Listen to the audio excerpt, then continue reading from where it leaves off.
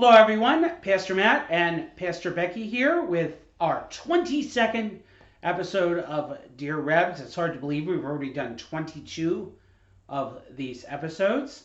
We're happy to be back with you again. In the last month or so, there's been a lot going on with us, and in the next couple months, there's certainly going to be a lot going on with us in our family. One of the biggest changes is I have now moved to a half-time pastoral position, and I am definitely going to be full-time at Kutztown University this semester. The program I'm in for elementary ed is an accelerated program, and this semester is what's known as the professional semester. I have 15 credit hours. Woohoo! That's a lot. It's like seminary. And I'll be working in classrooms on Wednesdays and Thursdays and eventually Fridays too. Still don't know how that's going to be. Might be virtual, might be in person. I don't know. But right now, my time is very concentrated. So we will not be able to be with you as much. I will probably be bald like my husband by May because I will pull my hair out, balancing everything, and we covet your prayers. Yes. Yes, I will continue to pastor full-time at Good Shepherd, and I'm looking forward to planning the upcoming season of Lent and Easter. And as Becky said, we won't have as much time to record these episodes because we might not be in the same place at the same time as easily as we were previously, or can't find that time as easily. So send us your ideas if you have any. We'd love to record ideas. We're kind of running out of some for ourselves. So we'd love your suggestions of questions, of idea of content, things you want to hear about, anything. Just let us know. Today we're going to talk about self-care. There's certainly a lot going on in our lives keeping us busy, but there's also a lot going on in our world that's keeping us busy and also making us feel a lot of stress and a lot of tension.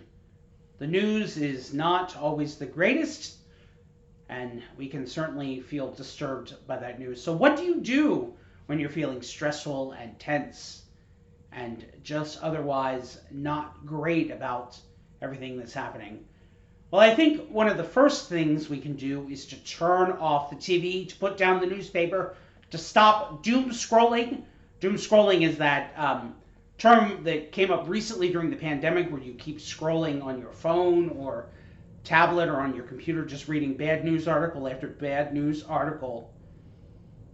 Just stop. And I know that sounds so simple, but sometimes we need to just turn off whatever social media we have, the TV, put down the paper, and take time away.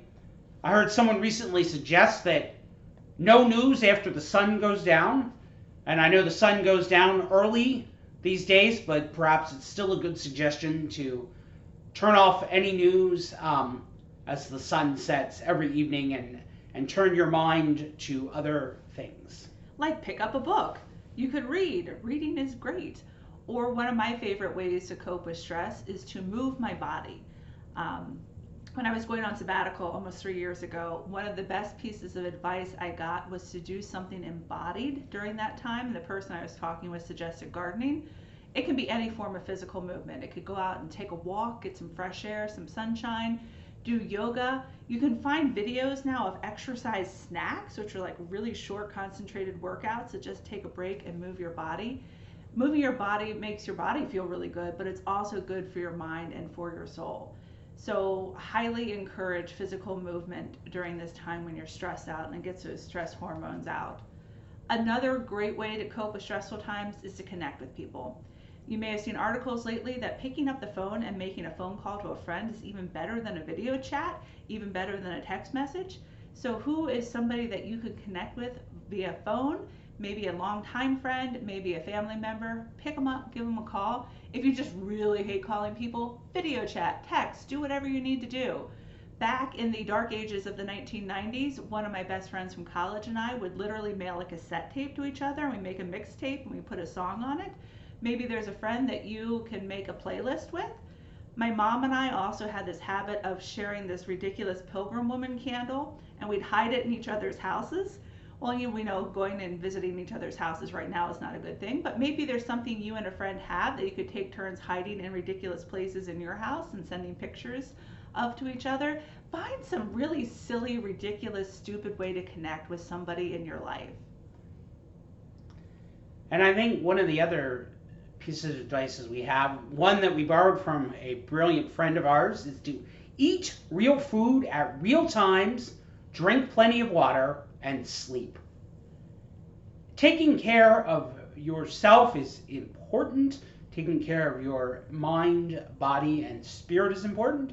I might add to her wonderful advice, pray always.